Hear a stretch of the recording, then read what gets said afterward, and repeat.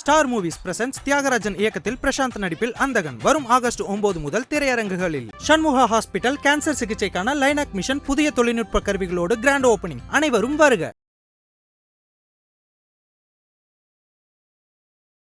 திராவிட முன்னேற்ற கழக கூட்டணி இன்டாக்டாக இப்போதைய கூட்டணி இருக்குமானால் திமுகவின் கைதான் 26 தேர்தலில் ஓங்கி இருக்கும். புதிய பிளேயராக விஜய் வருகிறார். விஜய் யாரோடு கைகோர்க்க போகிறார்? அவருக்கு கைகோர்க்கக்கூடிய வாய்ப்பு சீமான் இருக்கிறார்.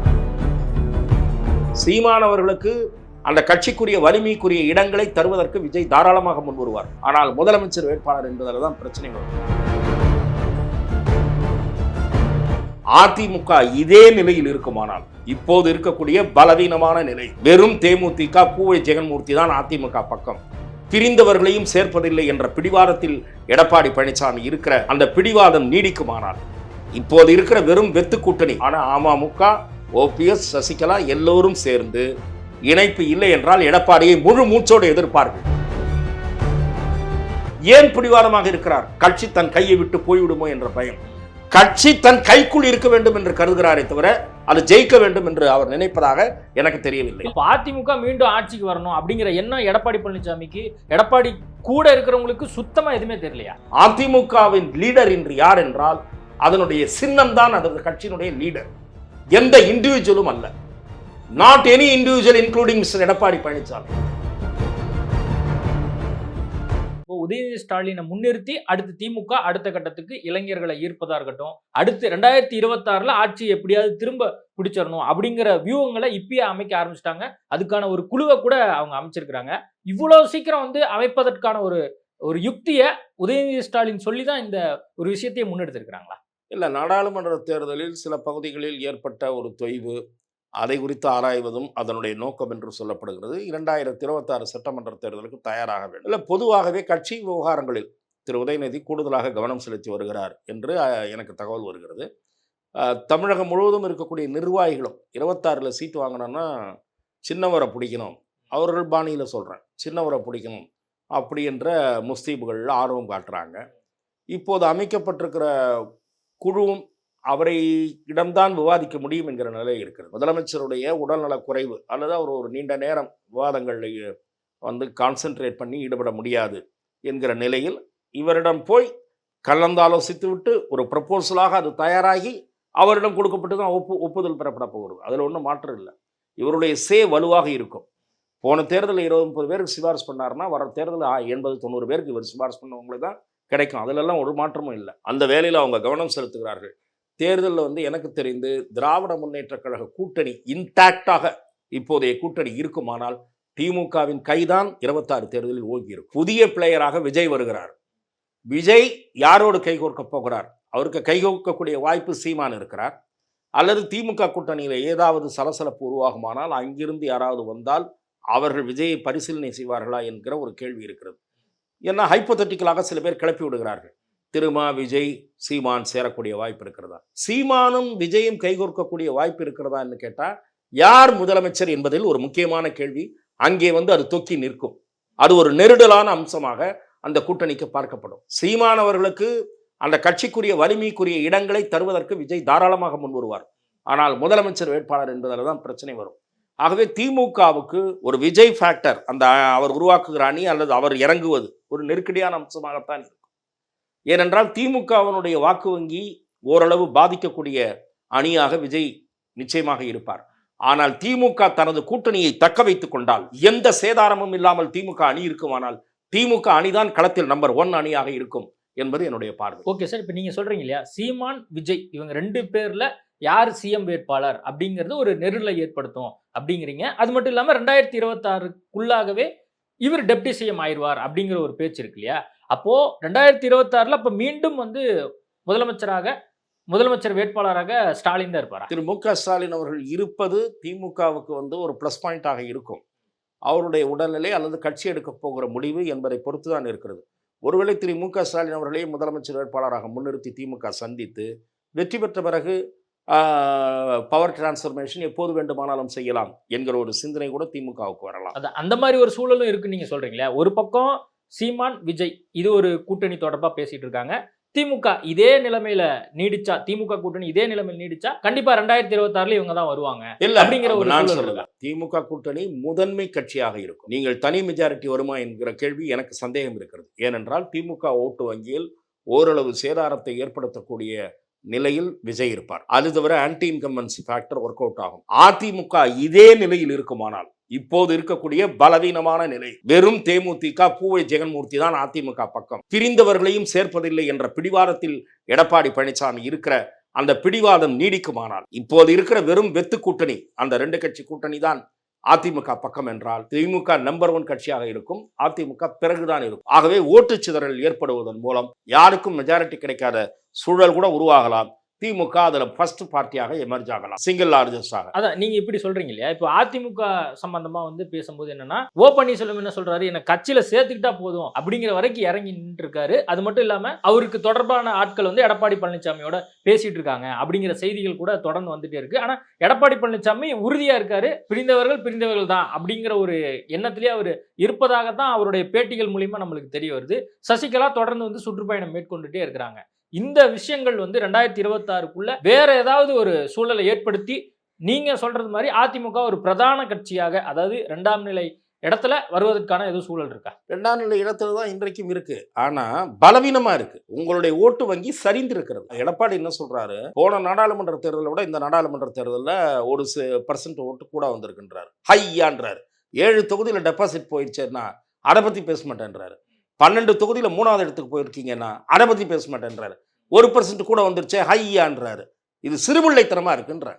போன தொகுதியில் அதுவே கூட ஒரு மோசடியான புள்ளி விவர கணக்கு. போன நாடாளுமன்ற தேர்தலை விட இந்த நாடாளுமன்ற தேர்தலில் 1% கூடன்றது மோசடியான புள்ளி விவரத்தை அவர் தருகிறார். போன நாடாளுமன்ற தேர்தலை விட இந்த நாடாளுமன்ற தேர்தலில் கூடுதலான இடங்கள் நீங்கள் போட்டியிட்டீர்களா? இல்லையே, குறைவான இடங்களில் போட்டியிட்டு பர்சன்டேஜ் குறைஞ்சிருக்கு. ஆகவே இந்த புள்ளி விவரம் தப்பு. 7 தொகுதியில் டெபாசிட் அவுட்டு. அதுக்கு என்ன காரணம்?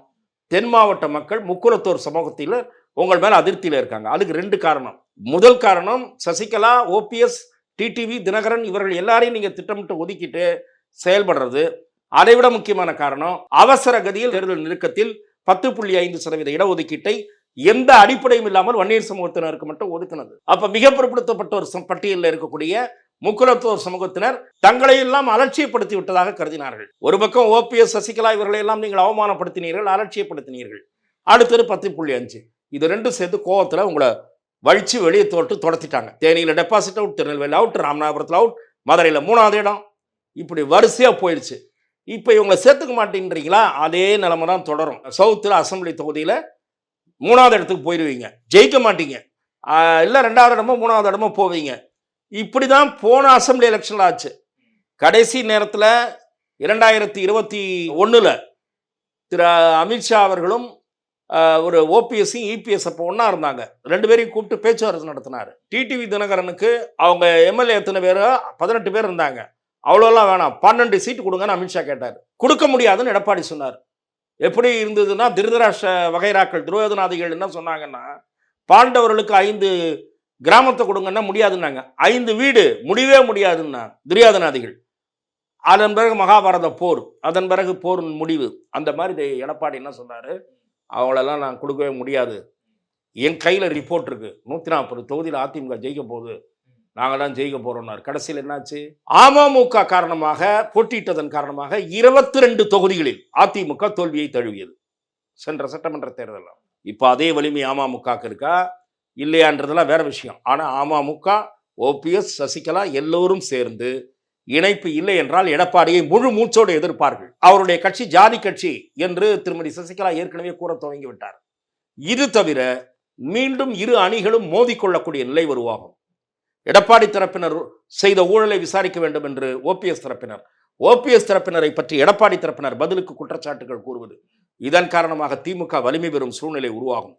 அதனால் தான் சொல்லுகிறேன், அதிமுக இப்போதைய பலவீனமான நிலையில் இருந்து புத்தெழுச்சி பெறுவதற்கான சிந்தனையில் ஈடுபட போகிறதா, அல்லது யாரும் தேவையில்லை, கட்சி என் கைக்குள் இருந்தால் போதும், கட்சியை கைக்குள் வைத்துக்கொண்டு திமுகவை வீரியத்துடன் எதிர்க்காமல் வழக்கு காரணமாக பயந்து இப்படி அரசியல் நடத்த போகிறதா என்பதுதான் என்னுடைய கேள்வி. இல்ல இன்றைய நிலையில எடப்பாடி பழனிசாமியின் முடிவு யாரையுமே சேர்த்துக்க மாட்டேன் அப்படிங்கறதுல தொடர்ந்து இருந்துட்டே இருக்காரு இல்லையா? ஆனா கூட இருக்கிறவங்க மற்றவங்க எல்லாமே கூட வந்து நம்ம சேர்த்துக்கலாம் அப்படிங்கிற முடிவுக்கு வந்ததாக செய்திகள் வந்துட்டு இருக்கு. அது எந்த அளவுக்கு உண்மை? 6 முன்னாள் அமைச்சர்கள் போய் எடப்பாடி பழனிசாமியை சந்தித்தது உண்மை.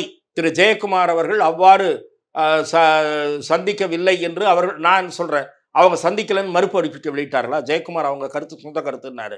சந்திக்கவில்லை, யாரும் என்னை வந்து சந்திக்கவில்லை, இந்த கருத்தை வலியுறுத்தவில்லை என்று எடப்பாடி பழனிசாமி அறிக்கை வெளியிட வேண்டியது தானே? எல்லா பத்திரிகையிலையும் செய்தி வந்தது இல்ல?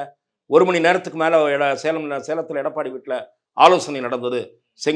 திரு செங்கோட்டையன், திரு சி வி சண்முகம், திரு தங்கமணி, திரு வேலுமணி, திரு கே பி அன்பழகன் 6 பேர் போய் சந்தித்தார்கள் என்று செய்தி வந்தது இல்ல? ஏன் திரு எடப்பாடி பழனிசாமி அவ்வாறு ஒரு சந்திப்பை நடக்கலன்னு மறுக்க வேண்டியதானே? சந்தித்தது உண்மை, தீர்மானமாக வலியுறுத்தி கூறியது உண்மை. இந்த கருத்தை நாம் பரிசீலனை செய்யாவிட்டால் தென் மாவட்டங்களில் கட்சி பாதிப்பை சந்திக்கும் என்று கூறியதும் உண்மை. ஆனால் இவர் பிடிவாதமா இருக்கார். ஏன் பிடிவாதமாக இருக்கிறார்? கட்சி தன் கையை விட்டு போய்விடுமோ என்ற பயம். கட்சி தன் கைக்குள் இருக்க வேண்டும் என்று கருதுகிறாரே தவிர அது ஜெயிக்க வேண்டும் என்று அவர் நினைப்பதாக எனக்கு தெரியவில்லை. இல்ல, உங்களுக்கு தெரியலன்னு சொல்றீங்களா? அப்படி இருந்தா அப்ப நாடாளுமன்ற தோல்வி தொடர்பா ஒவ்வொரு மாவட்ட ரீதியா வந்து முக்கிய அழைப்பாளர்கள் கூப்பிடுறாரு, மாவட்ட செயலாளர் கூப்பிடுறாரு, கூப்பிட்டு என்ன அப்படின்னு சொல்லி கேட்கிறாரு. கூட்டணி சம்பந்தமா நாங்க முடிவு எடுத்துக்கிறோம், நீங்க வந்து எல்லாரும் சேர்ந்து ஒரே ஒரு பயணப்படுங்க. இந்த கூட்டத்தினால என்ன பலன் ஏற்பட போகுது நான் கேட்கிறேன். நாடாளுமன்ற தேர்தலில் ஏன் தோல்வின்னு எடப்பாடி பழனிசாமி தெரியாதா? அதிமுக ஏன் மோசமான தோல்வியை சந்தித்தது எடப்பாடி பழனிசாமிக்கு தெரியாதா? இவங்களெல்லாம் கூப்பிட்டு தான் தெரிஞ்சுக்கணுமா?